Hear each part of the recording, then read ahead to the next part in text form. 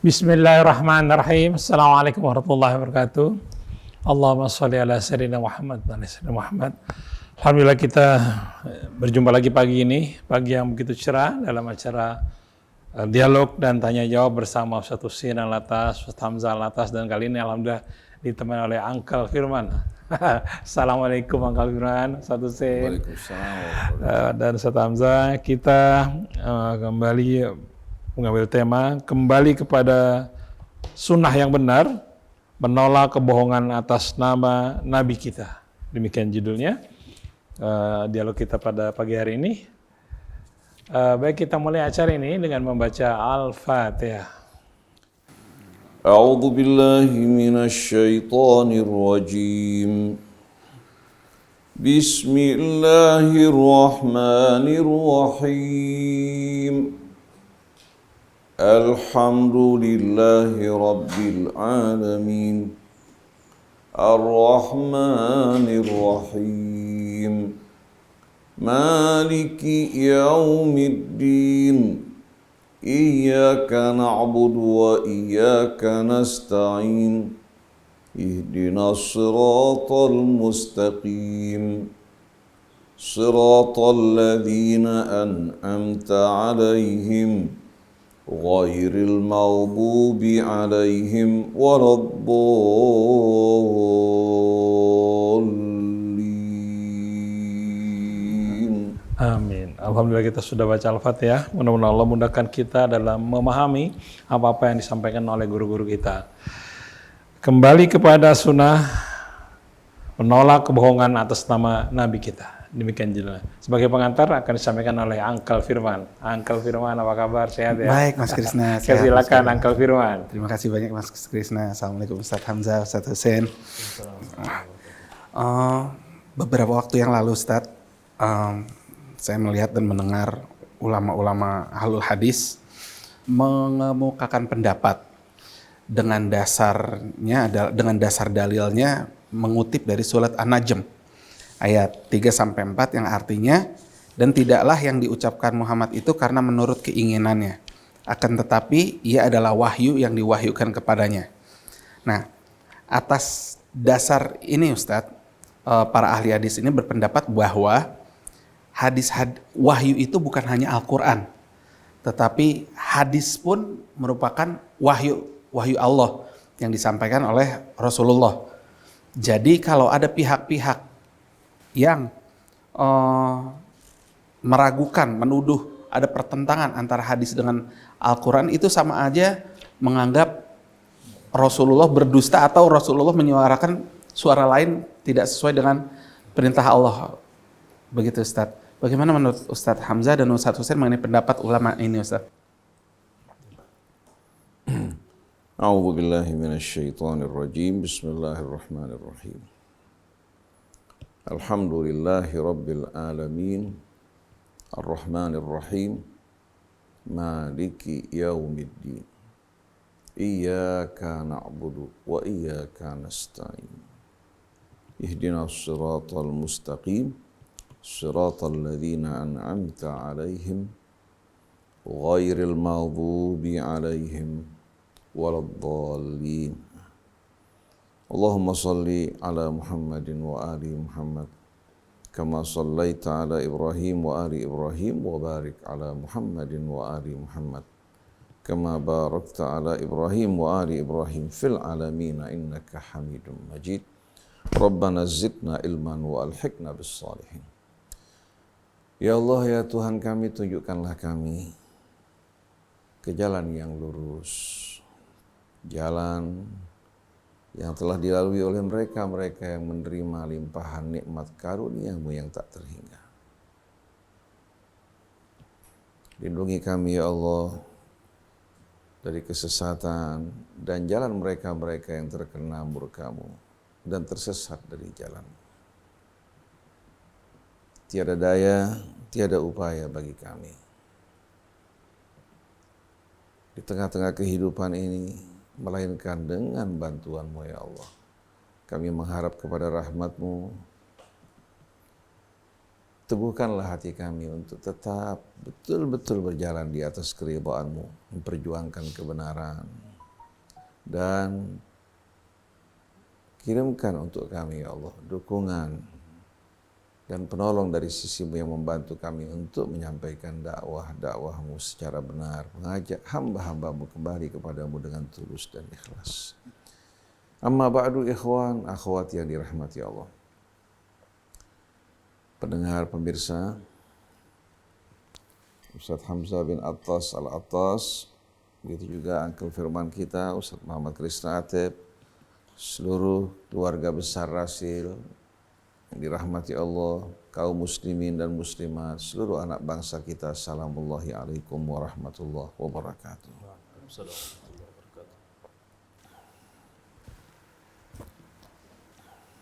Bersama perjalanan waktu,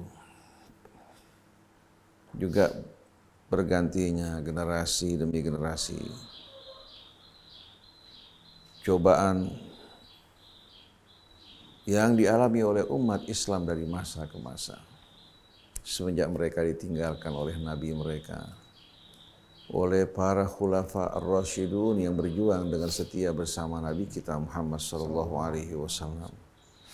Kemudian lahirlah pemerintahan-pemerintahan, kerajaan-kerajaan yang tegak berdiri, tidak lagi menghiraukan, memperdulikan keridhaan Allah Subhanahu wa taala. Tapi mereka berjuang untuk kekuasaan mereka. Mereka juga berjuang untuk memuaskan hawa nafsu mereka. Sedangkan agama yang tadinya menjadi pedoman hidup pada masa Nabi kita, pada masa Al-Khulafa Ar-Rasyidin, begitu pemerintahan yang tadinya berjalan dengan mengikuti petunjuk Allah, di mana para pemimpin sebagai orang-orang yang mengemban amanat dengan tulus dan ikhlas, terjadi perubahan, di mana para pemimpin bukan lagi orang-orang yang merasa bahwa mereka sebagai khalifah-khalifah Allah yang menerima amanat, tapi mereka sebagai raja-raja dan penguasa. Hukum ditegakkan sesuai dengan kepentingan mereka. Dan mulailah pada saat itu kebohongan menyebar. Kebohongan ini menyebar dengan tujuan untuk melakukan pembenaran terhadap berbagai macam penyimpangan-penyimpangan yang dilakukan oleh para penguasa maupun mereka-mereka yang berada pada lapisan atas yang memiliki pengaruh dan kekayaan. Apabila mereka diadili dengan Al-Quran, niscaya akan ditemukan kesalahan mereka dengan jelas.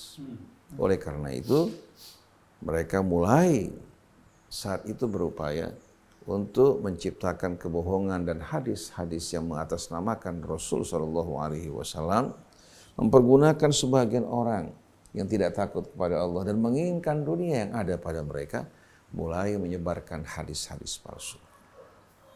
Di mana pada masa Nabi maupun sahabat, hadis-hadis ini tidak beredar sama sekali. Tapi dengan kekuasaan mereka yang cukup lama berkuasa di pemerintahan, dengan media yang mereka miliki, dengan juga intimidasi yang mereka lakukan, dengan tawaran kekayaan dan dunia yang menarik, kebanyakan orang condong kepada dunia. Akhirnya mereka bekerja sama dengan para penguasa, para elit, membuat hadis-hadis palsu yang membenarkan perbuatan-perbuatan mereka. Oleh karena itu, di antara faktor yang menyebabkan lahirnya hadis-hadis palsu adalah kepentingan politik. Sebab yang lain adalah al-asabiyah, fanatisme terhadap kelompok, terhadap golongan. Ini juga menjadi apa? Menjadi penyebab lahirnya hadis-hadis palsu. Setiap kelompok membuat hadis-hadis untuk membela kelompok mereka. Kesimpulannya, hawa nafsulah yang menjadi penyebab bercampurnya yang hak dengan yang batil. Nah, kalau kita kembali kepada masa Rasul SAW, bagaimana sikap para sahabat terhadap hadis Rasul? Apakah mereka mencatat, membukukannya sebagaimana Al-Quran? Apakah mereka tidak melakukan hal tersebut? Jawabannya secara pasti bahwasannya para sahabat Nabi ketika mereka hidup bersama Rasulullah melarang mereka untuk menulis hadis. Tapi Rasulullah menegaskan agar mereka menulis Al-Quran. Dalam riwayat Sahih Muslim, Nabi kita berkata, la taktubu anni ghairal Qur'an. Jangan kalian tulis dari aku kecuali Al-Quran. Selain Quran, jangan kalian tulis. Faman katabahu falyamhu. Ini perintah dari Rasul. Siapa yang menulisnya, hendaknya dia menghapuskan. Lalu ahli hadis untuk menolak hadis ini yang terdapat dalam Sahih Muslim, mereka meriwayatkan sebuah hadis melalui jalur Abdullah bin Amr bin As. Kita tahu bahwa Abdullah bin Amr bin As orang yang punya kedekatan dengan kalangan ahli kitab.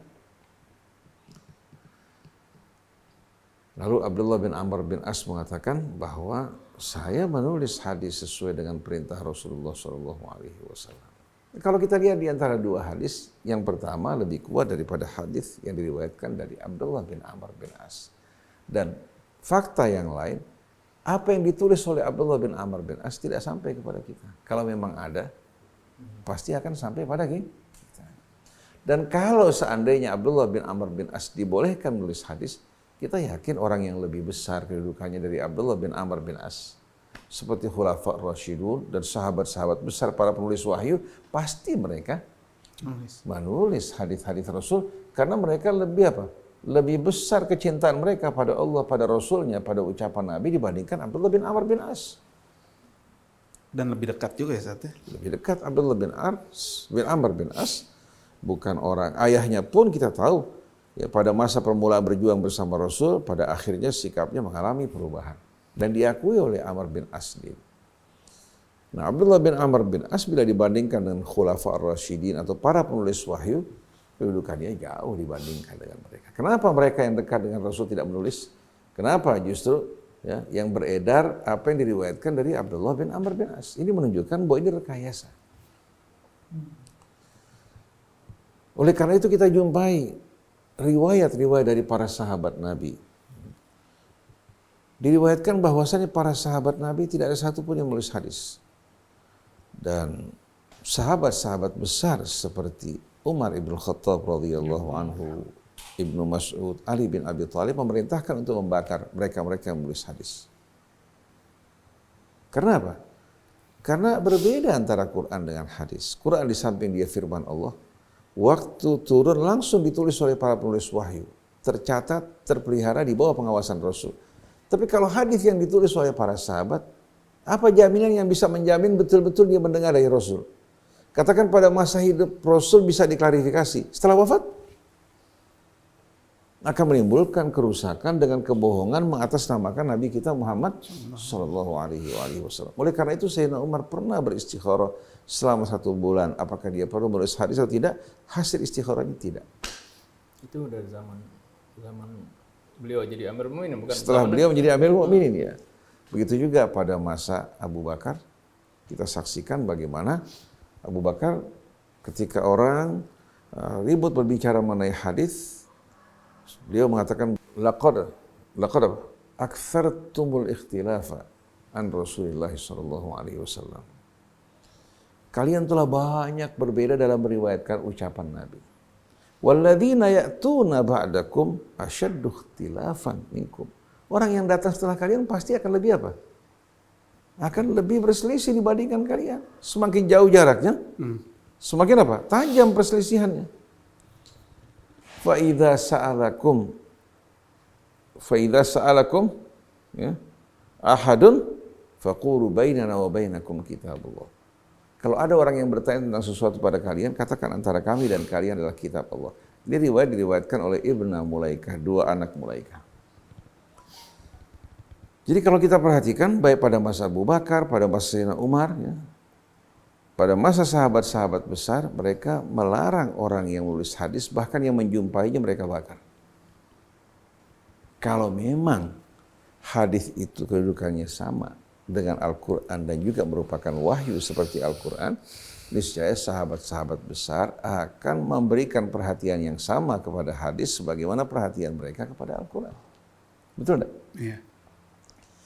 Lalu kenapa kok setelah masa Khulafa ar-Rasyidin, pada masa-masa pemerintahan raja-raja yang menggigit mulkun abud ini, kok kenapa lebih banyak fokus mereka pada hadis? Karena kalau mereka di hadapan Al-Quran, kita menjumpai banyak penyimpangan mereka. Al-Quran tidak sama sekali pilih kasih terhadap siapapun. Oleh karena itu mereka berusaha untuk mencari perlindungan kepada riwayat-riwayat yang membenarkan perbuatan mereka yang salah, yang meluruskan kebengkokan-kebengkokan mereka. Ini merupakan faktor yang menyebabkan munculnya, lahirnya riwayat-riwayat palsu. Oleh karena itu kita jumpai yang paling banyak meriwayatkan hadis dari Rasul, orang yang paling sedikit masa hidupnya bersama Rasul. Contohnya, sahabat Abu Hurairah, jumlah hadis yang diriwayatkan atas nama beliau, apakah beliau mengucapkan ataukah orang mengatasnamakan beliau, itu terbanyak. Padahal masa hidup beliau dengan Rasul amat singkat dan pendek. Ustaz, tapi kalau bukannya karena alasannya walaupun Abu Hurairah ini sebentar, tapi maksudnya intens gitu Ustaz waktunya? Tidak juga. Nabi kan bukan hanya berdiam di rumah, Nabi juga berperang, Nabi juga melakukan berbagai macam aktivitas. Abu Hurairah bukan hanya meriwayatkan apa-apa yang diriwayatkan pada masa hidup Nabi yang dijumpai, bahkan apa-apa yang tidak disaksikan oleh Abu Hurairah pada masa hidup Nabi juga ikut meriwayatkan tanpa perantara. Artinya Abu Hurairah tidak menyaksikan. Seharusnya kalau dia meriwayatkan kejadian yang tidak disaksikan oleh beliau harus ada perantara. Betul enggak? Yang menyaksikan, orang yang ikut menyaksikan. Tapi Abu Hurairah ikut meriwayatkan riwayat-riwayat yang tidak disaksikan tanpa perantara. Dalam ilmu hadis namanya tadlis. Kalau orang meriwayatkan sesuatu kejadian yang tidak disaksikan tanpa perantara, maka itu namanya tadlis. Tadlis itu bahagian dari kebohongan. Tapi karena ini terjadi pada sahabat, mereka mengatakan tadlis as-sahabah dimaafkan. Contohnya, wafatnya Abu Thalib ala ghairil Islam, bukan dalam keadaan Islam. Abu Hurairah meriwayatkan riwayat ini padahal tidak menyaksikan saat kehidupan Abu Thalib tanpa perantara. Nggak ada kolak. Sedangkan sahabat-sahabat besar yang hidup bersama Abu Thalib yang menyaksikannya tidak pernah meriwayatkan riwayat tersebut. Apa artinya? Ini kan tadlis jelas-jelasan. Kamu menyaksikan langsung, kamu lihat langsung tidak. Dari siapa kamu mendengar? Boleh tidak? Seperti riwayat juga Abu Hurairah ketika dia meriwayatkan barang siapa yang masuk waktu subuh dalam keadaan junub belum mandi, ya, maka puasanya batal. Lalu Sayyidah Aisyah Ummul Mukminin radhiyallahu anha mengatakan apa? Dari mana kamu dengar ini? Saya bersama Rasulullah SAW masuk waktu subuh, Rasulullah belum mandi dalam keadaan junub, dia mandi setelah itu kemudian dia sholat. Dan dia jalani puasanya. Kecuali kalau berkumpul pada saat setelah masuk subuh. Dia mengatakan, saya terimanya dari Al-Fadl bin Abbas. Pada saat itu Al-Fadl bin Abbas sudah meninggal dunia. Jadi nggak bisa di cross check. Nggak bisa di cross check. Jadi dalam hal ini kita lihat bagaimana kita tidak curiga pada Abu Hurairah. Jangan-jangan ada orang-orang yang mengatasnamakan Abu Hurairah dalam hal ini. Biar lebih meyakinkan. Karena cucu Abu Hurairah sendiri mengingatkan, hati-hati kalian meriwayatkan dari kakek saya, karena banyak yang menulis yang meriwayatkan dari kakek saya mencampur aduk di antara riwayat dari Rasul maupun Ka'bul Ahbar. Nah, sekarang kita kembali pada pokok pembicaraan kita.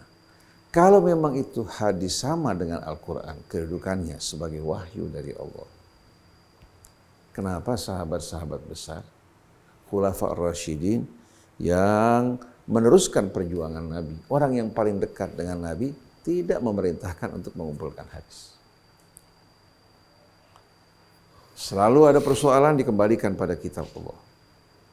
Kemudian datang masa tabi'in juga, tidak kita jumpai orang menulis hadis. Baru setelah masa tabi'in, pada tabi'in, kita jumpai Bani Umayyah yang rajin, penuh semangat untuk apa? Untuk mengumpulkan hadis.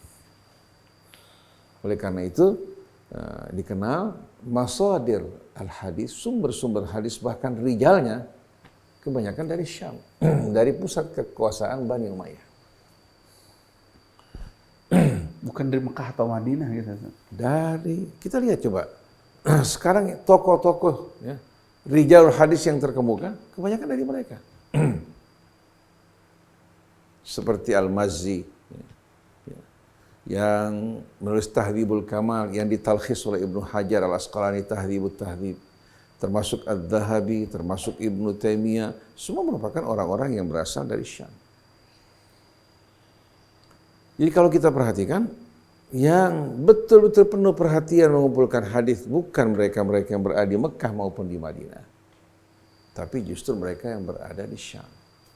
Adapun yang dilakukan Imam Malik seorang yang berasal dari Madinah, tidak seberapa dibandingkan hadis-hadis yang ada. Karena apa yang terkumpul dalam Muwatta Malik itu merupakan hadis yang diriwayatkan dari orang-orang yang dijumpai di Madinah dengan apa? Dengan juga pendapat-pendapat fikihnya bercampur antara hadis dan fikih. Jadi kalau benar-benar hadis seperti yang mereka katakan wahyu yang diwahyukan, niscaya para sahabat Nabi akan betul-betul menjaga, memeliharanya sebagaimana mereka menjaga Al-Quran. Nah, kalau kita perhatikan firman Allah, wa ma yantiqu anil hawa, ini menjelaskan bahwa Nabi itu tidak berbicara atas hawa nafsunya. Dan pembicaraan yang dimaksudkan di sini yang diucapkan oleh beliau adalah yang menjadi apa? Yang menjadi pusat kritikan dan penolakan mereka. Itu Al-Quran. In huwa illa wahyun yuha. Dia adalah wahyu yang diwahyukan padanya. Kenapa? Yang menjadi pusat kritikan mereka, serangan mereka Al-Quran. Karena dulu Nabi sebelum menerima Al-Quran, tidak pernah mereka menolaknya. Dikenal sebagai as-sadiqul amin, seorang yang jujur, yang amanat. Tidak pernah ada orang mengatakan dia seorang pendusta. Tapi begitu dia menyampaikan Al-Quran, dari sana mulai terjadi serangan. Demikian pula perlawanan karena keterangan-keterangan Al-Quran benar-benar betul-betul memukul apa? Memukul mereka, kemudian juga menunjukkan dan membongkar kebobrokan-kebobrokan yang selama ini mereka jalani dalam kehidupan beragama mereka. Dari penyembahan berhala dan tradisi-tradisi yang muncul dari budaya penyembahan berhala. Jadi ayat ini tuh justru mempertegas Al-Quran ya, Ustaz ya? Dalam surat As-Sajdah, Allah berfirman, Am yaquluna iftara. Apakah mereka mengatakan bahwa Rasul mengada-adakan kebohongan dengan Al-Quran ini? Bukan dengan hadis. Am yaquluna iftara. Apakah mereka mengatakan bahwa Rasul mengada-adakan kebohongan? Bal huwal haqqu min rabbik. Sama sekali tidak benar. Yang benar dia adalah kebenaran yang pasti dari Tuhanmu. Bal huwa. Kepada siapa? Al-Quran. Bal huwal haqqu. Tapi Al-Quran adalah al-haq yang yang pasti kebenarannya, yang tidak meragukan, yang diturunkan dari sisi Tuhan. Litunzira qauman ma atahum min nadhirin min qablik, agar kamu berikan peringatan kepada satu kaum yang belum pernah didatangi oleh pemberi peringatan sebelum engkau. La'allahum yahtadun, agar mereka menerima petunjuk. Maka Allah berkata kepada Rasulnya, fa innahum la yukadzibunaka walakinna adh-dhalimina bi ayatillahi yajhadun. Wahai Rasulullah, sebetulnya mereka ini tidak mendustakan engkau pribadi. Mereka tahu kamu orang jujur. Tapi orang-orang yang zalim, yang terbiasa hidup dalam kezaliman, mereka ingkar terhadap ayat-ayat Allah. Akhirnya kamu juga terbawa oleh apa? Oleh tuduhan mereka. Karena kebencian mereka terhadap ayat Allah yang tidak sejalan dengan kepentingan mereka, mereka mengingkari Rasul. Allah juga menerangkan wajahadu biha wastaiqanatha anfusuhum dzulman wa 'uluwa. Mereka mengingkari ayat-ayat Al-Quran padahal hati mereka penuh keyakinan karena kezaliman mereka.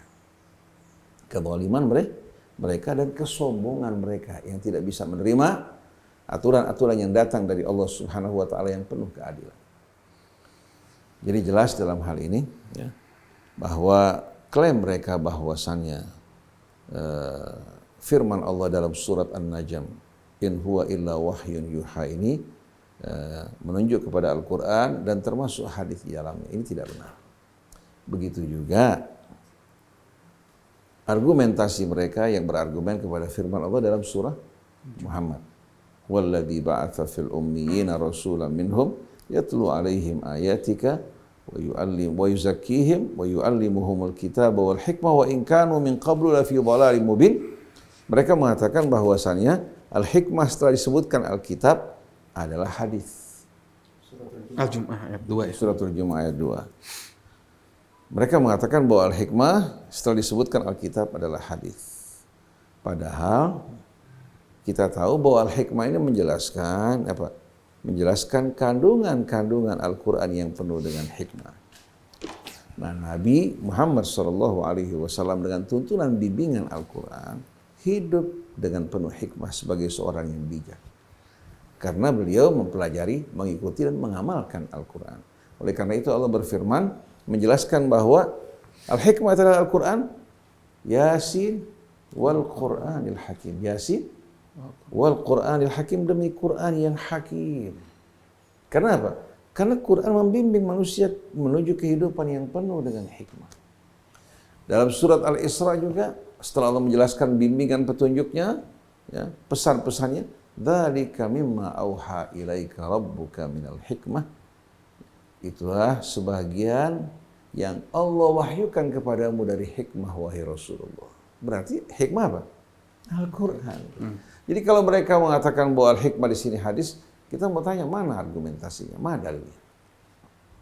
Oleh karena itu, kalau kita ingin mengetahui kebenaran satu riwayat dari Nabi atau bukan, jalannya sederhana. Kalau hanya kembali kepada isnad, sanad, dan mata rantainya, kita bisa tertipu. Karena apa?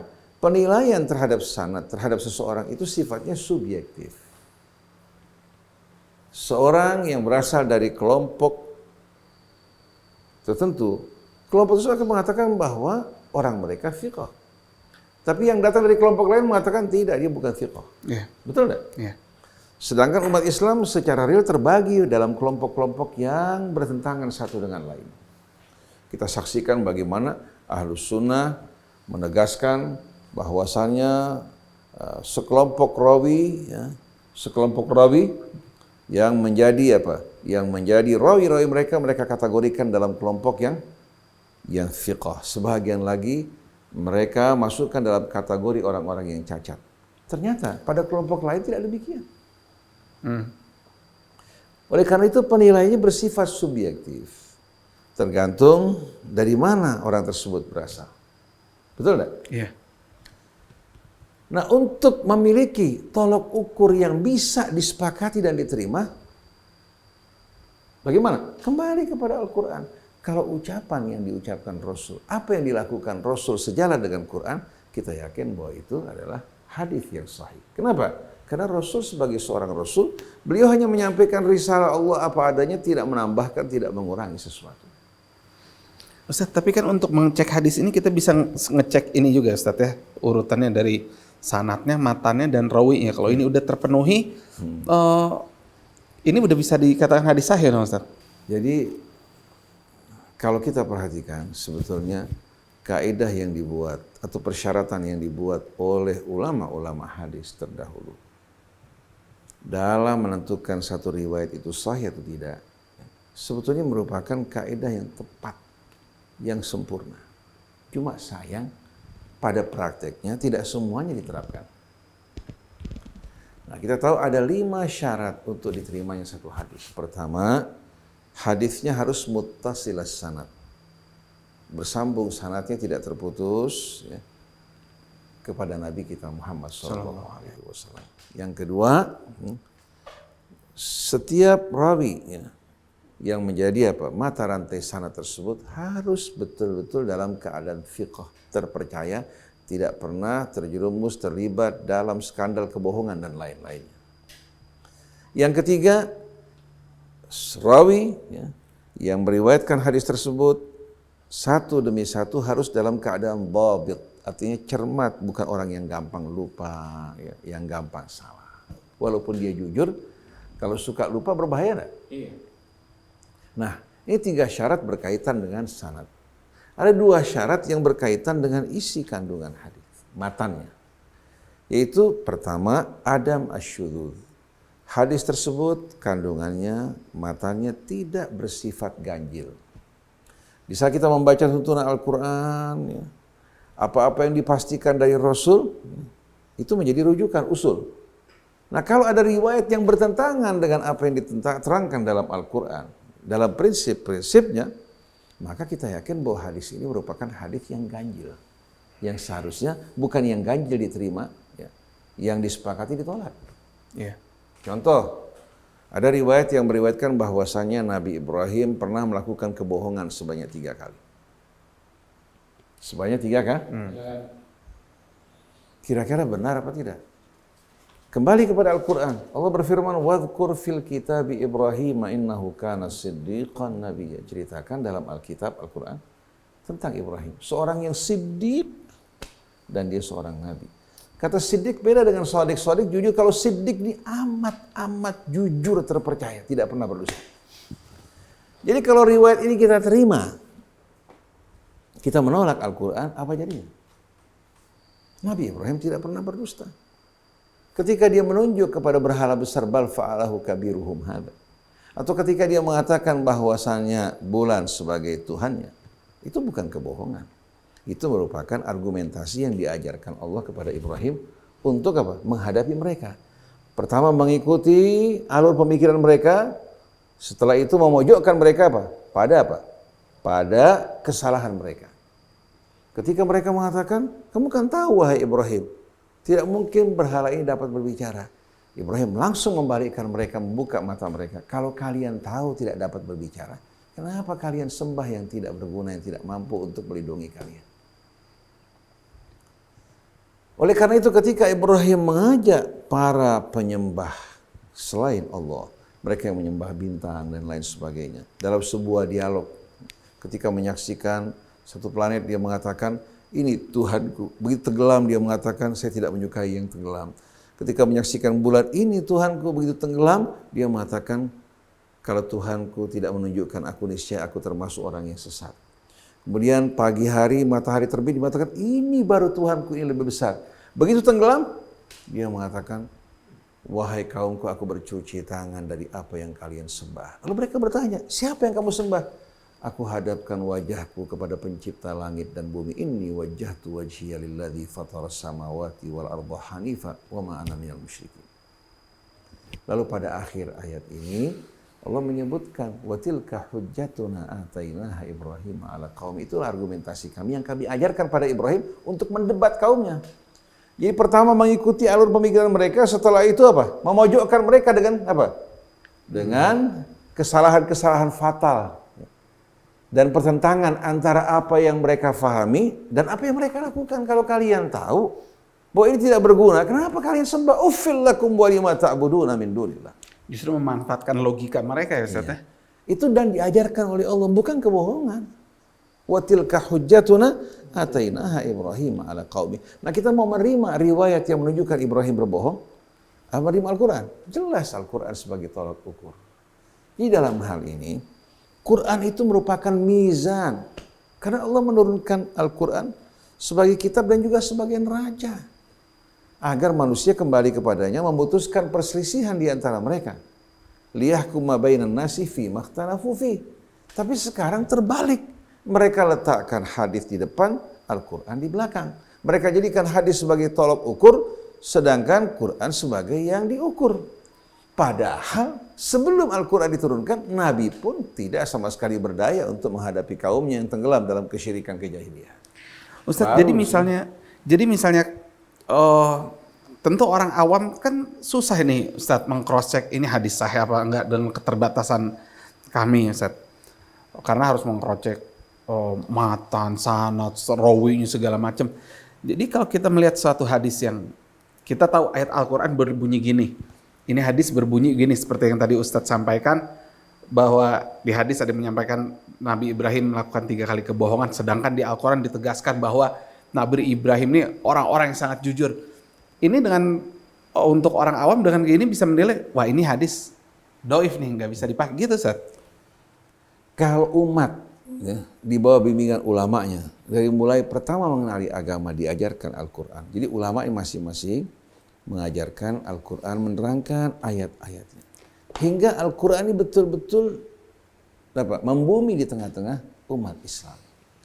Mereka yang sudah terbiasa dengan pemahaman Al-Quran, panduan Al-Quran, pandangan Al-Quran. Begitu mereka mendengarkan sesuatu yang salah, hati mereka pasti akan apa? Iya. Betul tidak? Saya berikan gambaran contoh. Orang terbiasa katakan menikmati madu yang istimewa. Menikmati madu yang istimewa dengan aroma maupun rasanya. Waktu diberikan madu yang buruk, lidahnya kan mengatakan apa? Beda nih. Beda kan? Tapi sebaliknya orang kalau biasa menikmati hal-hal yang buruk yang tidak baik, kemudian menikmati yang baik, bagaimana perasaannya? Merasa aneh. Dia merasakan luar biasa kan? Iya. Seperti orang habis gelap, hidup di tengah-tengah cahaya yang terang beneran. Oleh karena itu kesalahan kita, dari mulai kecil kita diajarkan fikih, diajarkan hadis, sedangkan Quran cuma dibaca tanpa diresapi, dihayati, difahami. Seolah Quran itu hanya kitab yang perlu untuk dibaca dan dihafal. Akhirnya kita seperti yang Allah bilang, kamatsalil himar yahmilu asfara. Seekor keledai yang berletih dalam memikul tumpukan buku di atasnya, tapi tidak mengambil manfaat apa-apa. Jadi kalau kita berbicara mengenai kebohongan yang beredar atas nama Rasul, ini bukan hanya menipu orang awam, sampai ulama-ulama besar juga terpedaya terjerumus dalam kebohongan ini. Kenapa? Karena mereka hanya bergantung pada isnad, kritik sanad, tapi tidak memperhatikan matan dari sanad tersebut dan tidak merujuk kepada Al-Quran, karena mereka mengatakan Al-Quran lebih butuh kepada hadis daripada hadis kepada Al-Quran. Mereka juga mengatakan bahwasannya yang menjadi hakim adalah hadis, bukan Al-Quran. Ini jelas-jelasan merupakan kekafiran, kebohongan mengatasnamakan Nabi kita Muhammad SAW. Kenapa? Karena Nabi sendiri diperintahkan mengikuti Al-Quran. Dan diancam oleh Allah untuk tidak mengikuti hawa nafsu mereka. Atau berpaling dari sebahagian ayat Allah karena mengikuti hawa nafsu mereka. Wa nihkum bainahum bima anzalallahu wa la tattabi' ahwa'ahum wahdharhum an yaftinuka an ba'd bima anzalallahu ilaik. Putuskan di tengah-tengah mereka sesuai dengan apa yang Allah turunkan. Jangan ikuti hawa nafsu mereka dan hati-hati waspada jangan sampai mereka memalingkan walaupun dari sebagian kecil yang Allah turunkan padamu. Jelas masalah ini kan? Ustadz, pernah nggak ada kondisi gitu di mana sebetulnya Rasulullah ingin mengatakan tapi Allah menuntun supaya Rasulullah mengatakan yang lain gitu, Ustadz. Akhirnya Rasulullah pun mengikuti. Contoh misalnya kayak kita kan, misalnya simpelnya gini Ustaz, misalnya nggak suka sama nih orang karena ini orang menurut pendapat saya pribadi begini, tapi ternyata ini orang lah sebetulnya orang yang baik gitu Ustaz. Begini ya, Rasulullah SAW, dia seorang manusia, terdiri dari darah, daging seperti kita. Cuma Rasul ini manusia pilihan Allah, bukan pilihan manusia. Di mana kualitas beliau ini yang dipilih oleh Allah benar-benar diketahui kebersihannya, kelurusan dan kejujurannya. Rasul tidak pernah dengan sengaja melakukan sesuatu yang tidak sama sekali berkenan dengan keridhaan Allah. Kalau Rasulullah melakukan sesuatu sebelum datang keterangan dari Allah Subhanahu wa taala, kemudian Allah mengarahkan kepada yang lain, itu bukan pelanggaran. Pelanggaran itu kalau sudah ada bayan, keterangan, kemudian Rasulullah melanggar. Jadi Rasulullah sedikit pun hatinya tidak pernah sama sekali berpikir atau merencanakan untuk melakukan perlawanan, pelanggaran terhadap Allah. Nah kalau Rasulullah melakukan sesuatu, kemudian Allah alihkan kepada yang lebih baik, itu memang terjadi. Lakukan sesuatu, Allah alihkan kepada yang lebih baik. Itu merupakan kebijaksanaan Allah. Dan dilihat, Rasulullah tidak pernah sama sekali tidak pernah sama sekali menolak apa yang datang dari Allah. Contohnya, ketika berkaitan dengan Zaid bin Haritha bersama istrinya Zainab, sepupu Rasulullah. Setelah Zaid sama Zainab berpisah, Allah perintahkan Nabi untuk menikahi Zainab. Nabi betul-betul berat menerima hal ini karena di tengah-tengah tradisi masyarakat jahiliyah, anak angkat sama dengan anak kandung. Menerima juga warisan dan dinasabkan kepada yang mengangkat. Kalau dia menikahi mantan istrinya, apa yang akan dikatakan orang Arab? Ketika Allah Subhanahu wa taala mengingatkan nabinya, wa tukhfi fi nafsika ma Allahu mubdi, kau sembunyikan di hatimu. Sembunyikan di hatimu rasa berat untuk apa? Menyampaikan, mengumumkan hal ini, pada Allah Subhanahu wa taala akan tampakkan. Bukan menyembunyikan cinta pada Zainab, tidak. Kalau Rasulullah mau, ketika Zainab masih merupakan gadis, dinikahi. Tapi Allah berkenan untuk menetapkan ini agar kebiasaan mengangkat anak, menasabkan pada yang mengangkat, kemudian menganggap anak angkat sama kedudukannya dengan anak kandung, agar diabaikan. Agar diabaikan, anak angkat tetap merupakan anak yang dididik, dibesarkan, dicintai, tapi tidak berarti nasabnya sama dengan apa? Yang mengangkat. Oleh karena tidak boleh kita menasabkan anak angkat kepada orang tuanya. Nah, Rasulullah SAW pada saat itu, ya, hatinya amat berat, tapi dilaksanakan perintah Allah dengan patuh. Bukti ketaatan ya Ustaz ya? Ketaatannya. Jadi kalau seandainya Rasulullah melanggar, itu tidak pernah ada. Melanggar itu pada sesuatu yang telah Sudah ada hukumnya. dijelaskan. Kalau datang perbuatan sebelum bayan, kemudian diarahkan kepada yang lebih baik, itu nam. Ini menunjukkan Nabi bukan orang yang seperti kita ini, yang melanggar apa-apa yang jelas-jelasan dilarang oleh Allah Subhanahu wa taala, bermalas-malasan terhadap perintah Allah. Itu kualitas diri kita. Kalau Nabi kita Muhammad sallallahu alaihi wasallam, sebagaimana firman Allah, wa innaka la'ala khuluqin azim, Allahu a'lamu haitsu yaj'alu risalatah. Oleh karena itu legitimasi yang dipilih oleh Allah sebagai Nabi dan Rasul tidak mungkin salah. Karena Allah alimul ghaibi wasyahadah. Tapi kalau pilihan manusia, kita pilih, kita percaya, kemudian mengecewakan kita, itu banyak. Iya. Nah, kalau Nabi dipilih oleh manusia, apa jadinya? Nah, Nabi ini orang yang paling taat kepada Allah, yang paling patuh, yang paling amanat. Apa yang Allah perintahkan untuk disampaikan, disampaikan. Apa yang Allah terangkan, diterangkan. Tidak pernah menambahkan dan mengurangi sesuatu sebagai seorang Rasul. Maka dari sini, tidak mungkin hadis-hadis Nabi, sunnah-sunnah Nabi bertentangan dengan apa yang di Quran. Kalau kita meriwayatkan satu hadis atau mengatakan bahwa ini sunnah padahal bertentangan dengan Al-Quran, berarti kita termasuk orang yang berbohong atas nama Nabi kita Muhammad SAW. Dan Allah menegaskan tidak ada dosa yang lebih dahsyat daripada berbohong atas nama Allah. Karena kalau kita mengatasnamakan Rasul karena beliau sebagai Rasul, berarti mengatasnamakan Allah dan agama Allah. Oleh karena itu dalam surat Az-Zumar Allah berfirman pada ayat 32, "Faman adlamu mimman kadzaba 'alallahi wa kadzaba bis-sidqi idza." Adakah menurut kalian orang yang lebih zalim dari orang yang berdusta atas nama Allah? Wa kadzaba bis-sidqi, dan dia mendustakan apa yang benar-benar datang dari Allah. Alaysa fi jahannam mathwan lil kafirin. Bukankah dalam api neraka jahanam merupakan tempat yang selayak-layaknya bagi orang yang kafir? Tapi sebaliknya, walladzi jaa bis-sidqi wa saddaqa bih, sedangkan yang datang membawa kebenaran, wa saddaqa bihi, dan dia membenarkannya, ulaika humul muttaqun, merekalah orang-orang yang bertakwa. Lahum ma yasha'una inda rabbihim, bagi mereka apa saja yang mereka kehendaki di sisi Tuhan mereka. Dzalika jazaa'ul muhsinin, itulah balasan bagi orang-orang yang berbuat kebajikan. Liyukaffirallahu anhum aswa alladzi amilu, dengan ini Allah akan menghapuskan bahkan seberat-beratnya, seburuk-buruknya dosa yang pernah mereka lakukan. Wa yajziyahum ajrahum bi ahsani ma kanu ya'malun, dan apa? Allah akan membalas mereka dengan balasan yang betul-betul sebaik-baiknya atas apa yang mereka lakukan. Ini orang yang membawa kebenaran dan membenarkannya.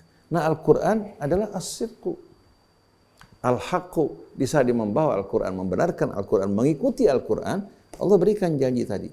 Tapi di saat dia mengingkari Al-Quran, mengedepankan riwayat yang bertentangan dengan Quran, maka dia seorang kadzab, pendusta, seorang muftari yang mengada-adakan kebohongan atas nama Allah. Orang seperti ini, orang yang benar-benar melakukan dosa yang amat dahsyat.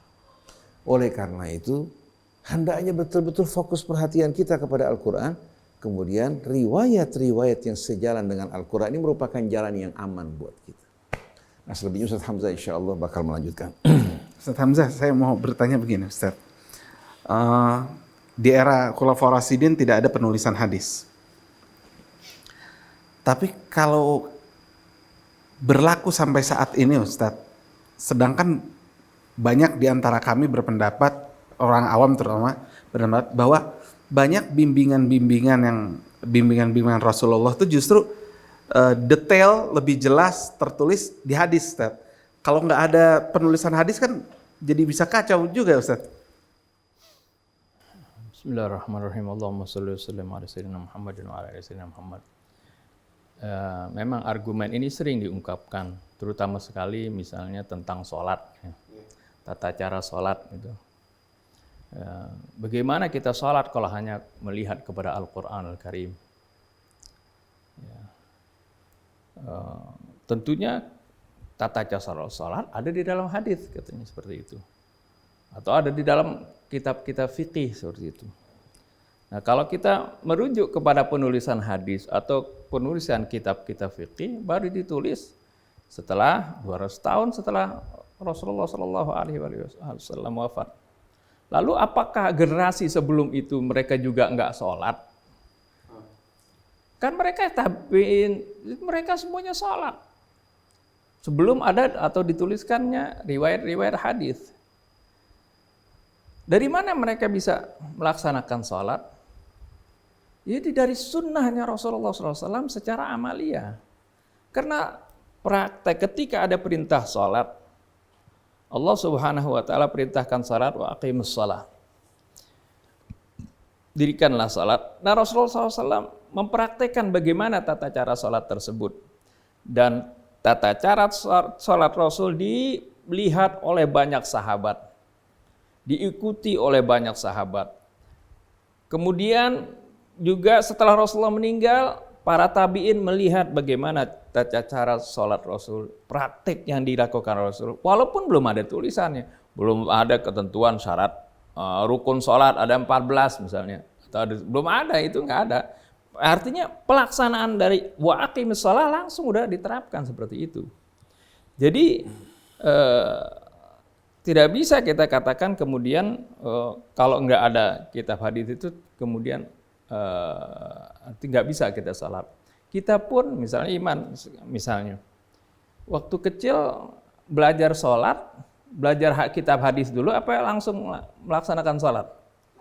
Langsung kita ngikutin orang tua, sholat kita kerjakan seperti itu. Itulah sunnah-sunnah amalia ini yang banyak, ya, yang dari sunnahnya Rasulullah SAW yang sebenarnya yang mutawatir, ya, yang dilihat, dikerjakan oleh banyak sahabat, kemudian dicontohkan lagi ke banyak tabi'in dan tabi'in seperti itu.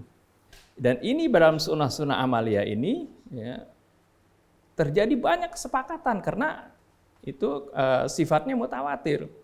Tapi kalau dalam sunnah yang ditulis dalam misalnya riwayat hadis tentang bacaan tertentu, kadang-kadang di satu riwayat bacanya seperti ini, di riwayat yang lain bacanya lain. Jadi berbeda-beda seperti itu, tidak ada kesepakatan. Tapi dalam sunnah amaliyah itu malah banyak terjadi kesepakatan di sana. Artinya tidak ada perselisihan. Seperti tentang rukun-rukun sholat.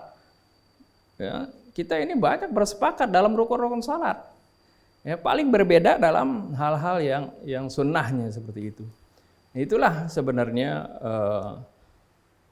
apa yang dicontohkan oleh Rasulullah SAW dari hal-hal yang pokok ini, ya, itu mengacu kepada Al-Quran dan semuanya sudah diberikan guidance-nya.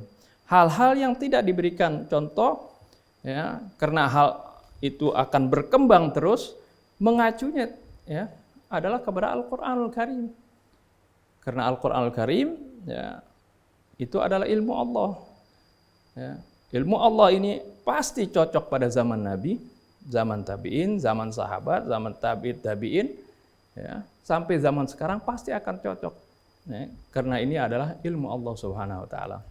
Jadi Al-Quran sebagai pedoman ini hendaknya selalu menjadi acuan bagi kita. Kita bukan berarti menentang hadis-hadis.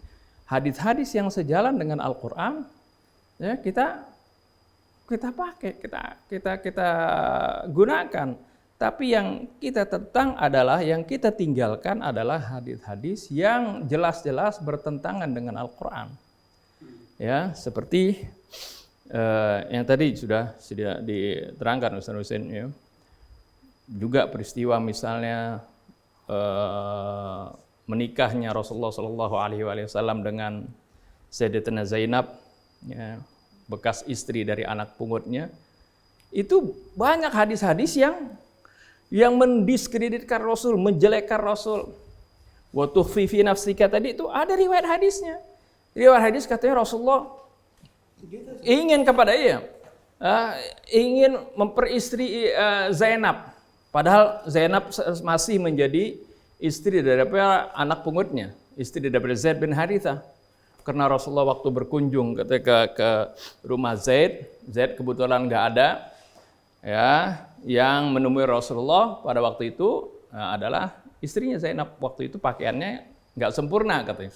Akhirnya Rasulullah berbalik, ya, sambil mengucapkan Subhana muqallibal qulub. Oh, Maha Suci Allah yang membalik-balikkan hati. Peristiwa ini kemudian setelah Zaid kembali diceritakan kepada Zaid. Oh, Zaid kemudian berpikiran, oh kalau gitu Rasulullah ingin menginginkan istri saya ini. Akhirnya katanya kemudian Zaid menceritakan istri. Ini riwayat hadis seperti ini sangat-sangat merendahkan Rasul, menganggap Rasulullah ingin merebut istri anak pungutnya. Ini kan apakah riwayat seperti ini akan kita terima? Ya. Riwayat yang kalau bilang kan ini hadis, kita harus taat perintah Rasul. Ya. Apakah benar kita mencintai Rasul sedangkan kita mendiskreditkan Rasul, menghinakan Rasulullah SAW dengan riwayat seperti ini? Padahal ini sama sekali bertentangan dengan Al-Quran, dengan sifat kesucian Nabi. Juga hadis-hadis lain banyak, seperti tentang misalnya Allah Subhanahu wa Ta'ala sebutkan dalam Al-Quran, dosa seorang itu tidak bisa dilimpahkan kepada orang lain. Ada riwayat hadis mengatakan waladuz zina syarru tsalatsa. Anak zina itu adalah orang yang paling jahat di antara 3 orang. Bapaknya orang yang berzina, karena seorang yang berzina, bapak dengan ibu berzina, kan melahirkan anak yang sering disebut anak haram. Nah ini anak katanya orang yang paling besar dosanya. Padahal Allah Subhanahu wa Ta'ala sebutkan am lam yunabba bima fi suhufi Musa wa Ibrahim alladhi waffa alla taziru waziratu wizra ukhra. Apakah mereka belum diberitakan dengan apa yang ada di dalam suhuf Ibrahim dan Musa?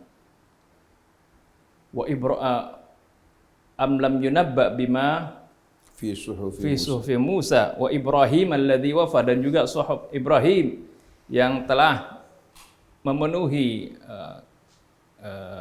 tugasnya. Alla taziru waziratu wizra ukhra, bahwasanya di dalam suhuf tersebut tertulis bahwasanya tidaklah, ya, dosa seorang itu dibebankan kepada orang lain. Jadi masa ayah ibu yang berdosa, kemudian anaknya nggak tahu apa-apa, katanya dialah yang berdosa. Ini kalau riwayat hadis ini kan bertentangan dengan Al-Quran itu. Mau apakah kita ini benar seperti ini, ya, Rasulullah mengutarakan seperti ini? Apakah benar Rasulullah mengucapkan seperti ini, bahkan padahal ini bertentangan dengan Al-Quran? Kan nggak mungkin seperti itu. Nah ini hal-hal yang seperti ini yang kita kritisi, yang kita tentang, ya. Dan juga hendaknya Al-Quran itu menjadi acuan, ya. Coba seperti hadis-hadis yang sesuai tentang misalnya tentang apa saja, ya. Misalnya tentang innamal mu'minuna ikhwatun. Kemudian ada hadis misalnya menceritakan bagaimana persaudaraan di antara kaum muslimin. Rasulullah sebutkan mathalul muslimina fi tawaddihim wa tarahumihim wa ta'atufihim kamathalil jasadil wahid. Perumpamaan seorang mukmin itu, kaum mukminin di dalam kecintaan mereka, kasih sayang di antara mereka itu bagaikan satu tubuh. Idza ishtaka minhu 'udhun tada'a lahu sa'irul jasad. Kalau ada tubuh yang, ya, sakit akan menjalal ke seluruh tubuh, itulah perumpamaan kaum muslimin. Kan ini indah kan, ada ayat Quran innamal mu'minuna ikhwatun, terus hadis-hadisnya yang sesuai, yang sejalan. Ini yang harusnya kita seperti itu. Al-Quran dulu yang kita kemukakan, kita ajarkan, kemudian riwayat hadis yang sejalan dengan Al-Quran. Sebenarnya kita juga di pesantren dulu baca suka kitab Riyadhus Shalihin tuh, Imam Nawawi biasanya kalau satu bab ayat Quran dulu dikemukakan, terus baru hadis-hadisnya seperti itu. Ya, harus seperti itu selalu. Ini Al-Quran jadi acuan untuk menyaring mana riwayat-riwayat yang cocok, itulah yang harus dikemukakan. Itu sepertinya harus seperti itu. Wallahu a'lam. Ustadz, apakah Ustadz Hamzah dan Ustadz Husain menolak keberadaan kitab-kitab hadis seperti Muwatta Imam Malik, Sahih Imam Bukhari, Sahih Muslim, Ustadz, dengan kondisi seperti ini? Bismillahirrahmanirrahim. Sikap kita dalam memandang buku-buku ini, kita memandangnya sebagai karya upaya manusia. Karya upaya manusia yang bisa salah, bisa benar. Karena tidak ada yang mengatakan bahwasannya karya manusia itu terjamin kebenarannya. Allah sudah menerangkan, afala yatadabbaruna al-Qur'an. Apakah mereka tidak merenungkan Al-Qur'an? Walau kana min indi ghairillah lawajadu fihi ikhtilafan katsiran. Kalau bukan dari Allah, kalau seandainya datang dari selain Allah, Al-Quran bukan dari Allah, niscaya mereka akan menjumpai perselisihan pertentangan yang amat banyak. Quran ayat-ayatnya penuh keharmonian, saling menerangkan satu dengan lainnya. Sedangkan buku-buku hadis kita temukan ternyata banyak pertentangan bahkan dalam satu buku hadis. Contohnya berkaitan dengan membaca bismillah dalam Sahih Bukhari atau dalam kunut. Kita jumpai terjadi perbedaan. Terjadi apa? Perbedaan. Antara buku hadis A dengan yang lain juga ada pertentangan satu dengan lainnya. Nah kita di saat menyikapi buku-buku ini sama dengan menyikapi kitab Allah, pasti kita akan apa? Masuk dalam pertentangan dan perselisihan. Buku ini tidak pernah ada pada masa Khulafa' Rasyidin, pada masa tabi'in maupun tabi'in, tapi datang setelah mereka wafat.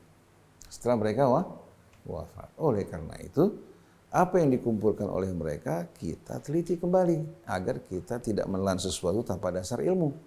Maka sebagaimana perintah Allah, wala taqfu ma laisa laka bihi ilmun, jangan ikuti sesuatu tanpa dasar ilmu. Ilmu itu sesuatu yang pasti kebenarannya, yang dibuktikan berdasarkan bukti-bukti yang tidak meragukan. Sedangkan kumpulan-kumpulan hadis kebanyakannya dikumpulkan melalui jalur ahad, satuan. Oleh karena itu dia tidak sama sekali melahirkan ilmu yang pasti, tapi hanya melahirkan dugaan, bisa benar, bisa salah. Oleh karena itu, di saat kita membaca apa yang dikumpulkan Imam Bukhari, Muslim, Abu Dawud, Tirmidzi, Ibnu Majah, Nasai, kita tidak terima begitu saja, kita hadapkan di hadapan kitab Allah. Kalau cocok kita ambil, tidak cocok kita tolak. Karena menerima yang pasti, menolak yang meragukan, itu yang diajarkan Al-Quran. Al-yaqin la yuzalu bisyak, yang meyakinkan tidak dapat dihapuskan dengan yang meragukan. Quran sesuatu yang diyakini kebenarannya. Sedangkan hadis dikumpulkan setelah jauh hari pada masa Rasul, bahkan Rasul dulu tidak memerintahkan untuk mengumpulkan hadis. Begitu pula para sahabatnya. Dengan sendirinya kita harus membedakan sikap kita.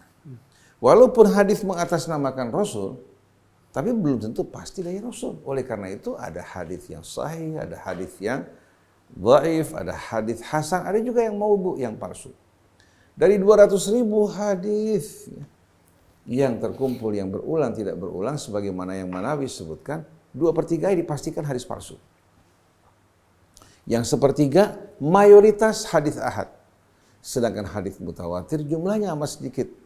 Yang mutawatir lafaz dan maknanya hanya satu. Man kadzaba alayya falyatabawwa maq'adahu minan nar. Siapa yang berdosa atas namaku, silakan siapkan tempatnya dalam api neraka.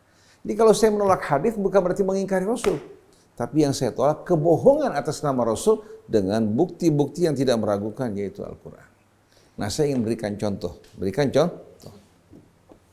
Riwayat yang terdapat dalam Sahih Al-Bukhari dan Sahih Muslim.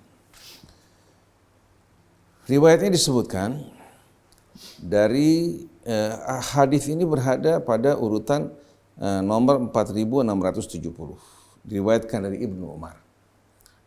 Berada pada Sahih Bukhari ya, dalam bab tafsir, dan Sahih Muslim dalam bab fadail as-sahabah, keutamaan para sahabat. An Abdullah bin Umar qala lamma tufiya Abdullah bin Ubay jaa ibnuhu Abdullah ibnu Abdullah ila Rasulillah sallallahu alaihi wasallam fasa'alahu an yu'tiyahu qamisahu yukaffinu fihi abahu fa'ata. Ketika wafat Abdullah bin Ubay bin Salul, putra beliau yang bernama Abdullah juga datang kepada Rasulullah meminta apa? Meminta baju Rasulullah agar digunakan untuk mengkafan ayahnya. Rasulullah berikan. Abdullah bin Abdullah ini seorang yang muslim yang taat pada Allah. Bahkan dia membela Rasul dan umat Islam ketika ayahnya mengatakan bahwa kalau kami kembali ke Madinah, kami akan mengusir mereka yang hina. Maksudnya Rasulullah bersama para sahabatnya. Pada saat itu Abdullah sang putra langsung ketika Abdullah bin Ubay akan masuk ke Madinah dihalang-halangi oleh putranya. Saya tidak akan izinkan kau masuk sebelum Rasulullah mengizinkan. Sampai sang anak bilang sama Rasulullah, ya Rasulullah, kalau kamu berkenan memerintahkan untuk membunuh ayah saya, biar saya melakukan. Jangan sampai saya menendap pada pembunuh orang tua saya. Jadi karena ini orang yang begitu tulus datang pada Rasulullah meminta pakaiannya untuk mengkafankan ayahnya, Rasulullah berikan. Kemudian thumma sa'alahu an yusalli alaih. Dalam riwayat dia minta pada Rasulullah untuk menyolatkan Abdullah bin Ubay, padahal dia merupakan dedengkot kaum munafik. Faqama Rasulullah sallallahu alaihi wasallam liyusalli alaih. Lalu Rasulullah bangun untuk menyolatkan Abdullah bin Ubay. Faqama Umar fa akhadha bi thawbi Rasulillah sallallahu alaihi wasallam faqala ya Rasulullah tusalli alaihi wa qad nahaka rabbuka an tusalli alaihi. Umar langsung mengambil pakaian Rasul mengatakan, ya Rasulullah, kamu sholatkan dia, padahal Allah telah melarang kamu untuk menyolatkan dia. Perhatikan. Kemudian faqala Rasulullah sallallahu alaihi wasallam innama khayyarani Allah. Rasulullah mengatakan Allah tidak melarang saya, tapi Allah memberikan saya pilihan. Memberikan saya pilihan. Maksudnya apa? Kita bacakan ayat yang menjadi argumentasi yang dinisbatkan pada Rasul. Yaitu firman Allah Subhanahu wa taala pada ayat 80 surat Taubah. Istaghfir lahum aw la tastaghfir lahum. In tastaghfir lahum 70 marratan falan yaghfirallahu lahum.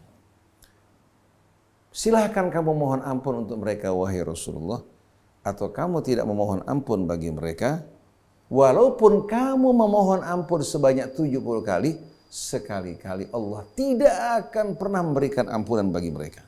Kenapa? Dzalika bi annahum kafaru billahi wa rasulih, karena mereka kafir kepada Allah dan Rasulnya. Wallahu la yahdil qaumal fasiqin, sungguh Allah tidak akan memberikan hidayah bagi orang fasik. Perhatikan. Ayat ini menyebutkan mohon ampun untuk mereka atau kamu tidak memohon ampun. Walaupun kamu mohon ampun sebanyak 70 kali, sekali-kali selama-lamanya Allah tidak akan memberikan ampunan bagi mereka karena mereka kafir kepada ayat-ayat Allah dan mati dalam keadaan kafir. Lalu, menurut ucapan Rasul yang disebutkan tadi, ketika dia beralasan untuk menyolatkan Ibnu Ubay, bahwa Allah memberikan pilihan. Memberikan pilihan. Mohon ampun untuk mereka atau tidak. Kalau kamu mohon ampun untuk mereka 70 kali, Allah tidak akan ampunkan.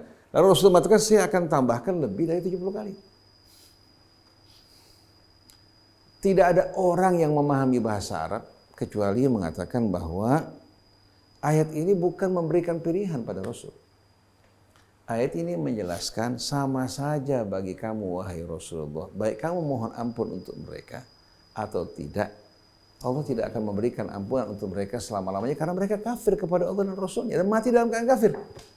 Bagaimana mungkin Allah berikan pilihan untuk Rasul? Allah mengatakan kalau kamu mohon ampun untuk mereka 70 kali, Allah tetap tidak akan memberikan ampunan. Rasul mengatakan saya akan tambahkan lebih dari 70. Padahal kata 70 itu untuk menjelaskan angka yang banyak. Sebanyak apapun kamu mohon ampun, Allah tidak akan ampun.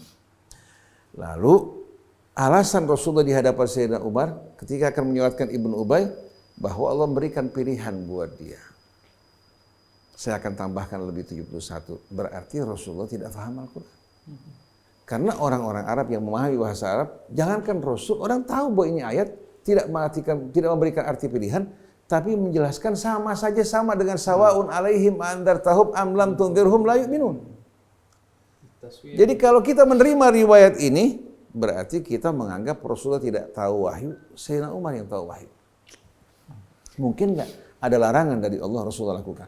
Lalu setelah itu katanya turun firman Allah wala tusalli ala ahadim minhum mata abada wala taqum ala qabri. Jangan sekali-kali kamu salatkan seorang pun dari mereka dan jangan berdiri di hadapan kuburannya. Ini sebetulnya memposisikan Nabi kita Muhammad Shallallahu Alaihi Wasallam dalam kedudukan seorang yang tidak menghormati larangan Allah dan menempatkan Sayyidina Umar sebagai seorang di atas Rasul. Sebagian orang-orang Syiah menempatkan Sayyidina Ali di atas Rasul. Ya. Al-Kisaniyah. Ternyata kita jumpai sebagian orang yang mengaku sebagai Ahlus Sunnah menempatkan Sayyidina Umar di atas Rasulullah Shallallahu Alaihi Wasallam. Dan ini bukan hanya riwayat ini, riwayat yang lain pun ada. Dan kita yakin bukan dari Sayyidina Umar. Ini kebohongan mengatasnamakan sahabat yang beredar untuk mengacau balaukan kita. Akhirnya dalam memahami agama, kita mengalami betul-betul apa? Mengalami kerancuan.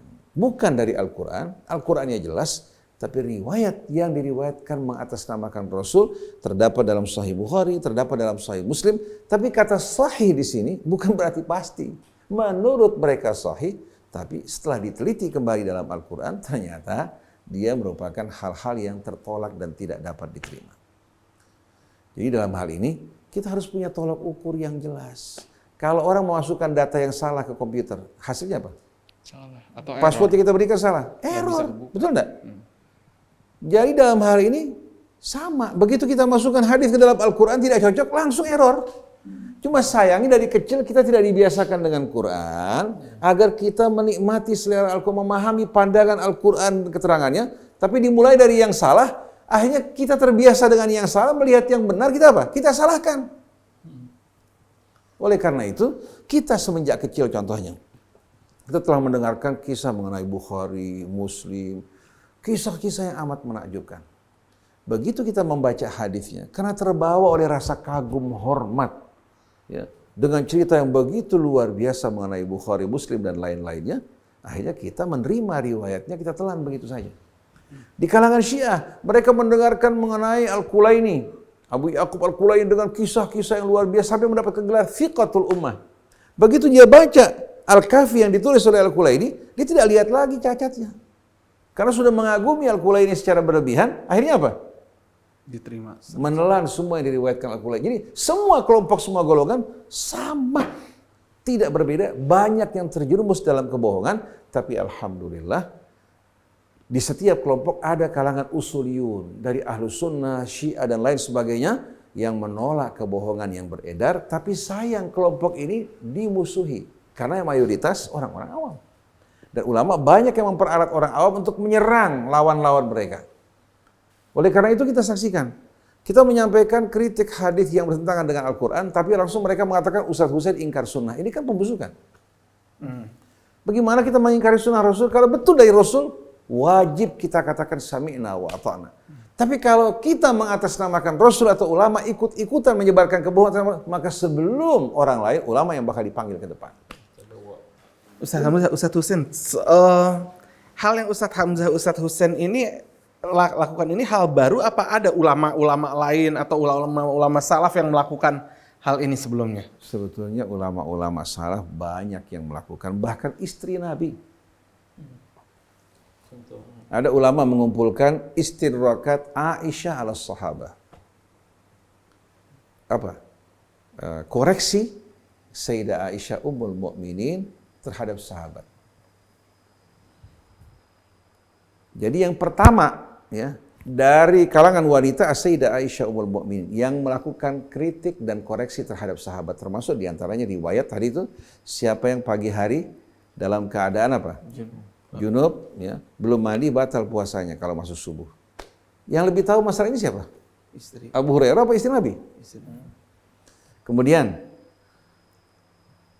ketika ada riwayat dari Sayyidina Umar, dari putra beliau juga Ibnu Umar, innal mayyita la yu'adzabu bi bukai ahli. Mayit disiksa dengan tangisan keluarganya. Sayyidah Aisyah langsung mengatakan, ini merupakan kesalahan, bahkan kebohongan. Karena Allah mengatakan, Allah taziru waziratun wizra ukhra. Tidak mungkin seorang akan memikul dosa orang lain, bukan dosa dia. Kenapa dia harus memikul? Ini bukan ajaran yang menyimpang, yang menganggap anak mewakili dan mewarisi dosa orang tuanya. Wala taziru waziratun wizra ukhra. Dengan ayat ini, Sayyidah Aisyah menolak riwayat bahwa jenazah atau mayit dihukum oleh Allah, disiksa karena tangisan keluarganya. Yang menangis keluarganya, kenapa jenazah dihukum? Coba diperhatikan.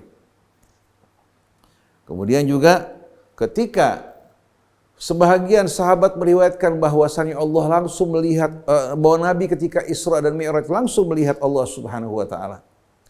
Bahkan Allah Subhanahu wa taala mendekat ke hadapannya ya, sebagaimana apa? Sebagaimana dua busur yang bertemu. Tsumma danal jabbaru fatadalla, sebagaimana riwayat yang diriwayatkan dalam Sahih Bukhari, dan Imam Muslim menolak hadis ini. Sayyidah Aisyah mengatakan, kadzaba man qala inna Muhammadan ra'a rabbahu. Berdusta orang yang mengatakan bahwasanya Nabi Muhammad melihat Tuhan. Lalu seorang tabi'i bertanya pada Rasulullah, pada Sayyidah Aisyah, bagaimana firman Allah? Ya. Tsumma dana fatadalla fakana qauba qausaini fauha ila abdihi ma auha. Dijawab oleh Sayyidah Aisyah, saya langsung tanya Rasulullah berkaitan dengan ayat tadi. Dia mengatakan itu Jibril yang datang ke hadapannya. Ketika Rasulullah di Gua Hira, Jibril turun dari atas, ya, turun, mendekat, kemudian bertemu dengan Rasul seperti pertemuan dua busur ketika Rasulullah dipeluk oleh Jibril alaihi salatu wassalam. Bukan Allah yang gelayutan. Allah Subhanahu wa taala laisa kamitslihi syai', tidak terikat oleh dimensi ruang dan waktu. Bagaimana Sayyidah Aisyah mengkritik orang yang mengatakan bahwa Nabi Muhammad melihat Tuhannya langsung. Kemudian mempergunakan ayat Allah bukan pada tempatnya, dikoreksi langsung. Namanya istidrakat Aisyah ala sahabah. Dan banyak, bukan hanya 2, 3, 4, banyak hadis-hadisnya, tapi waktu tidak mengizinkan. Ada bukunya, Ustaz? Ada istidrakat Aisyah ala sahabah, bukan ditulis oleh Sayyidah Aisyah, dikumpulkan oleh seseorang, ya, berdasarkan kumpulan riwayat menjelaskan bagaimana Sayyidah Aisyah mengkritik siapa? Mengkritik sahabat, dan tolak ukurnya apa? Al-Quran. Seperti yang kita lakukan saat ini. Tapi sayangnya Mas Krisna, banyak orang tidak mau menerima hal ini karena apa? Sudah keracunan sama kebohongan. Sudah keracunan sama kebohongan, begitu melihat yang benar mereka tidak terima. Nah, kita ingin umat betul-betul diselamatkan, jangan terjerumus dalam kebohongan, tapi betul-betul harus memilih mana yang betul dari Rasul dan mana yang bukan dari Rasul. Maka jalan satu-satunya, sosialisasikan Al-Quran. Ulama seharusnya, sebagaimana Rasul membacakan Quran, ulama juga membacakan Quran. Sampai Allah katakan, kunu rabbaniyin bima kuntum tu'allimunal kitab wa bima kuntum tadrusun. Jadilah kalian para rabbaniyin, itu dengan mengajarkan Alkitab dan mempelajarinya. Kok sekarang Quran ditinggalkan, digantikan dengan kumpulan manusia? Akhirnya apa? Kebohongan lebih dominan daripada kebenaran. Dan insya Allah nanti dari masa ke masa kita akan bersama-sama membacakan riwayat-riwayat yang diriwayatkan atas nama Rasul dalam buku-buku yang sahih. Dan perlu diperhatikan bahwa kita di sini bukan hanya fokus pada riwayat-riwayat yang terdapat pada Ahlus Sunnah, dalam buku-buku kalangan Syiah pun tidak sedikit kebohongannya. Sampai dalam Al-Kafi Al-Kulaini, sebagian ulama usuli mengatakan 2/3 hadis Al-Kulaini yang jumlahnya 16.000 itu hadis palsu. Oleh karena itu saya sama sekali tidak berafiliasi kepada kelompok manapun, golongan manapun. Saya, Ustaz Hamzah, kita semua sebagai muslimun ingin masuk dalam apa? Dalam kafilah Islam di bawah pimpinan Nabi kita Muhammad SAW. Begitu masuk dalam kafilah Islam, masuk dalam Imam Syafi'i, Imam Malik, Imam siapa? Ahmad, Imam Abu Hanifah, begitu juga Imam Ja'far Shadiq. Para imam di atas para sahabat Nabi, kita bergabung bersama-sama. Tapi kalau masuk dalam kelompok, kita terpisah dari kafilah Rasulullah SAW. Jadi saya ingatkan para pendengar, para pemirsa, mau masuk kafilah Rasulullah, apa masuk ke dalam apa? Ke dalam hizbus syaitan. Terpecah-pecah, saling menyesatkan, mengkafirkan satu dengan lainnya. Ustaz Hamzah, mungkin terakhir nih Ustaz dari saya sebelum. Banyak gak hadis yang menurut Imam Malik sahih? Sama Imam Bukhari ditolak, atau sebaliknya misalnya di Imam Muslim sahih, di Imam Bukhari ditolak. Banyak hadis-hadis. Iya, ada seperti itu. Karena kan sebenarnya mereka itu kan memiliki pandangan, memiliki teori, memiliki disiplin ilmu untuk mengecek, ya kan, ini riwayat hadis atau benar atau tidak. Ya, cuman kalau di kita ini dibutahkan, udah ikut aja gitu. Kalau kita melihat contoh para a'immah itu, Mereka kalau ketika ini nggak cocok, walaupun ini gurunya, Imam Bukhari, guru Imam Muslim, ketika ada sanad yang menurut Imam Bukhari ini sahih, sanad ini thiqah, menurut Imam Muslim tidak thiqah, nggak dimasukkan dalam itu. Itu artinya yang jadi tolak ukur itu adalah kebenaran, bukan karena haibah seseorang, kehebatan seseorang itu jadi tolak ukur. Enggak, kan tolak ukur itu adalah kebenaran. Ya, itulah yang harusnya menjadi acuan bagi kita. Ya, sebenarnya hal ini dalam disiplin ilmu umum itu dijalankan. Ya. Seperti misalnya dalam bidang kedokteran gitu. Ya, dokter termasuk bapak kedokteran adalah Ibnu Sina. Ya, dia yang mencetuskan teori-teori kedokteran. Tapi apakah dokter sekarang ini hanya manut kepada pendapat Ibnu Sina seperti itu? Kan enggak. Ya. Memiliki teori-teori lain, karena yang diacu adalah kebenaran dari percobaan-percobaan, eksperimen-eksperimen. Ya, ketika di sana ada sesuatu yang benar, itulah yang diikuti. Tapi juga tidak mendiskreditkan ya Ibnu Sina misalnya seperti itu. Ya. Tapi kita hargai mereka sudah berjasa, tapi bukan berarti mereka dijadikan seperti Tuhan, diikuti semuanya. Enggak, begitu juga kita sebenarnya harusnya seperti itu dengan imam-imam yang sudah berjasa mengoleksi riwayat-riwayat hadis. Ya, Allah Subhanahu wa taala tentu tidak akan menyia-nyiakan amal perbuatan mereka. Tapi kita jangan menjadikan mereka itu sebagai Tuhan. Artinya sesuatu koknya diambil, benar atau salah kita terima. Ya, karena kita udah mengagungkan mereka. Walaupun isinya mendiskreditkan Rasul, menjelekkan Rasul, tetap diterima. Ini kan jadi kebalik-balik, siapa yang menjadi Rasul seperti itu? Justru kalau mengikuti ahli hadis ini justru harusnya mengikuti ya Ustaz ya. Ada studi kritis, pola mereka itu diikutin ya. Ini contoh yang beliau sampaikan tadi. Imam Bukhari meriwayatkan hadis summa danal jabbaru fatadalla. Imam Muslim tidak meriwayatkan menolak. Imam Muslim meriwayatkan satu hadis dari Abu Hurairah yang meriwayatkan dari Rasulullah katanya bahwa Allah Subhanahu wa taala menciptakan langit bumi selama 7 hari. Pada hari Selasa Allah menciptakan keburukan. Bukhari dan gurunya Ibnu Madini mengatakan bahwa ini hadisnya Ka'bul Akhbar. Termasuk Ibnu Taimiyah mengatakan bahwa ini hadisnya Ka'bul Akhbar. Perhatikan. Di Bukhari ya dibenarkan, diriwayatkan, ditolak oleh Muslim. Muslim meriwayatkan, ditolak oleh Bukhari. Oleh karena itu, Imam Muhammad bin Hasan Asy-Syaibani, dia murid Abu Hanifah, muridnya juga Malik. Dia belajar sama Imam Abu Hanifah, kemudian ke Madinah belajar dari Imam Malik. Dia meriwayatkan Muwatta Imam Malik. Namanya Muwatta Malik biriwayat Muhammad bin Hasan Asy-Syaibani. Kita lihat dalam tulisan dia, qala Nu'man, Abu Hanifah berkata, wa qala Malik, Malik berkata, wa qultu ana, dan aku berkata. Artinya pendapat dia berbeda dengan dua orang ini.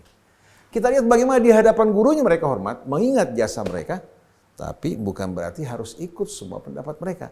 Seperti yang beliau tadi katakan, dalam disiplin ilmu pengetahuan, bagaimana orang menghargai Einstein sebagai bapak sains modern. Tapi bukan berarti semua penemuan Einstein itu ya menjadi satu hal yang baku hingga kini, tidak. Tapi membuka jalan. Karena beliau pada akhir hidupnya menulis sebuah buku, Relativitas Einstein, artinya teori relativitas. Artinya bukan dia mengatakan bahwa penemuan dia sebagai penemuan yang akhir dan mutlak, tapi dia membawa orang ke dalam apa? Kesimpulan yang relatif supaya mereka mengkaji lebih dalam.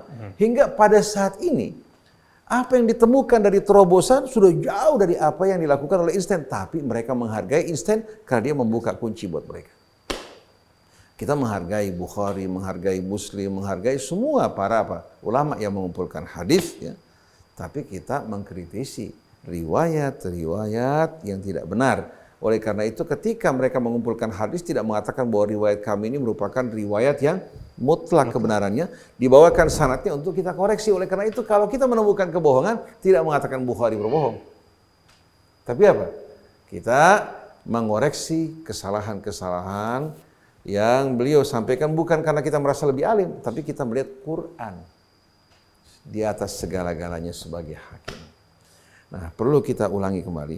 bahwa di saat kita menolak satu hadis atau yang dikategorikan sebagai sunnah, bukan berarti kita menolak sunnah Rasul atau ucapan Rasul.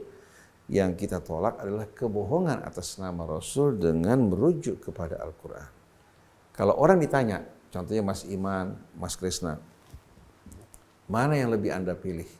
Mendustakan satu hadis yang Anda ragukan, terbukti di hari kemudian nanti sebagai ucapan Rasul, atau mengucapkan satu hadis ya, yang tidak diyakini kebenaran yang terbukti merupakan kebohongan. Kalau kita dihadapkan di hadapan Allah, mana yang lebih bahaya di antara dua orang? Saya menolak hadis ini karena menurut saya meragukan. Tapi ternyata betul-betul ucapan Rasul. Iya. Sama satu orang berbicara membawakan hadis atas nama Rasul dan bukan ucapan Rasul. Kira-kira yang paling berat siapa hukumannya? Yang mengucapkan hadis tapi terbukti. Tapi kalau yang mendustakan karena keraguan, dia punya alasan dan hadis tidak ditulis pada masa Rasul. Ya Allah, saya meragukan hal ini, saya nggak berani bicarakan, takut berbohong atas nama Rasul. Sedangkan ini dengan gampang mengucapkan hadis atas nama Rasul, ternyata dia berbohong. Masuk dalam firman Allah, man kadzaba alayya muta'ammidan, atau man kadzaba alayya falyatabawa maq'adahu minan nar. Di dalam hal ini kita bukan bersikap kurang ajar terhadap Rasul. Kita betul-betul menjunjung Rasul di atas kepala kita dan tidak ingin apa yang beliau sampaikan dari ajaran dinodai, dirusak oleh mereka-mereka yang berbohong atas nama beliau. Lalu bagaimana meredaksi doa-doa dari itu hadis?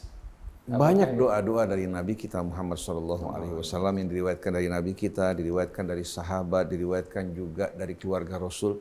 Prinsip kita dalam hal ini karena dia doa, bukan menyerangkan satu hukum. Ya. Selagi doa tersebut sejalan dengan Quran, kita baca. Jangankan dari Imam Syafi'i, dari antum kalau doa yang indah, memohon pada Allah, ya, kita akan baca sama-sama. Kenapa? Doa nggak dibatasi, Allah nggak batasi permintaan kita, hanya boleh minta ini, minta itu, enggak sama sekali. Artinya doa-doa yang diajarkan Rasul, kita melihat kandungannya. Selagi kandungannya benar, kita baca itu doa, kita resapi, kita hayati. Tapi walaupun doa mengatasnamakan Rasul, kalau isinya bertentangan dengan apa yang datang dari Allah, kita tolak. Kita tolak dalam doa. Tapi kalau berkaitan dengan menetapkan sesuatu ketentuan, kita berhati-hati. Dan kita harus tahu bahwa Al-Quran ini, ayat-ayat hukumnya amat sedikit. Sedangkan selainnya bicara mengenai keimanan kepada Allah, bukti-bukti keimanan, loyalitas kita kepada Allah Subhanahu wa taala, ayat-ayat kauniyah yang begitu banyak. Kenapa justru kurang mendapatkan perhatian dari kita? Sedangkan hadis dalam bab tafsir itu paling sedikit. Bahkan ulama hadis mengatakan paling banyak kebohongan dalam bab tafsir. Paling banyak kebohongan dalam bab tafsir. Begitu juga paling banyak kebohongan dalam sebab nuzul. Begitu juga dalam nasih dan mansukh, banyak kebohongan. Ayat Quran sifatnya mutawatir pasti, atau dihapuskan dengan hadis-hadis yang ahad. Kan aneh luar biasa. Jadi kita himbau para pendengar, para pemirsa, para pencinta Allah dan Rasulnya, agar kita berhati-hati. Kita ingin para ulama kembali mensosialisasikan Al-Quran. Jangan mengatakan Quran susah untuk difahami, Quran itu membutuhkan syarat ini itu. Nah, kamu yang tahu syaratnya sebagai ulama, ajarkan dong. Orang yang belajar sungguh-sungguh dari terjemahan dicemohkan, bisa sesat. Sedangkan orang yang mengikuti sesuatu yang meragukan, dianggap mereka lah orang-orang yang lurus. Ini kesalahan fatal. Jadi kita menghormati apa yang datang dari Rasulullah SAW, mencintainya, tapi kita menolak orang yang mengatasnamakan Rasul dengan kebohongan-kebohongan yang diucapkan atas nama Rasul. Ini betul-betul menodai dan mencederai keindahan Islam. Oleh karena itu kita jumpai dengan gampang kafir sana, kafir sini, sibuk dengan membicara Quran itu makhluk atau bukan makhluk. Ini apa-apaan ini semuanya yang nggak pernah dibahas oleh para sahabat. Tidak heran Sayyidina Umar menggunakan pecutnya mencambuk orang-orang seperti ini. Mendingan kamu bercocok tanam, bertani, bekerja, berusaha daripada bicara seperti ini yang bakal bikin ribut umat. Betul tak? Jadi alhamdulillah nanti Ustaz Hamzah juga akan bawakan hadis-hadis yang bertentangan dengan Quran. Kita juga begitu. Jadi insya Allah mungkin dialog hari Kamis kita fokuskan untuk bicara masalah ini bersama Ustaz Alfan sekalian. Jadi kesimpulannya kalau orang mengatakan Ustaz berarti bertentangan dengan firman Allah wa ati'ur rasul. Wa ma atakumur rasulu fakhudhu wa ma nahakum anhu. Saya bilang tidak. Kita sepakat apa yang datang dari Rasul sami'na wa ata'na. Apa yang diperintahkan Rasul, sami'na wa ata'na. Tapi yang kita pertanyakan, betul nggak ini riwayat ucapan dari Rasul? Kalau kita sembarangan menerima, lalu kita amalkan, kita sampaikan pada orang, maka kita termasuk orang yang menyebarkan kebohongan kalau itu kebohongan. Jadi bukan kita menolak Rasul, menolak apa yang datang dari Rasul. Kita bukan ingkar hadis dan sunnah, apa yang datang dari Rasul, setelah kita periksa sejalan dengan Al-Quran. Dengan hati tenang kita amalkan. Insya Allah di hari kemudian nanti kita tidak termasuk dari orang yang berdusta atas nama Rasulullah SAW. Wallahu a'lam. Masya Allah. Gimana Ustaz, sudah pembahasannya? Kita akan perpanjang nanti ya di lain hari. Baik, terima kasih Ustaz Hussein, Ustaz Hamzah, Angkal Firman. Ini jelas bagi kita bagaimana kita menyikapi Al-Quran dan hadis. Kita akan jumpa lagi pada pekan depan. Saya Muhammad Krishna, Atep, kemudian juga Fahri, kemudian Anis Mualim dan Yusuf Subangkit mohon pamit. Wabillahi taufiq wal hidayah. Assalamualaikum warahmatullahi wabarakatuh. Waalaikumsalam warahmatullahi wabarakatuh.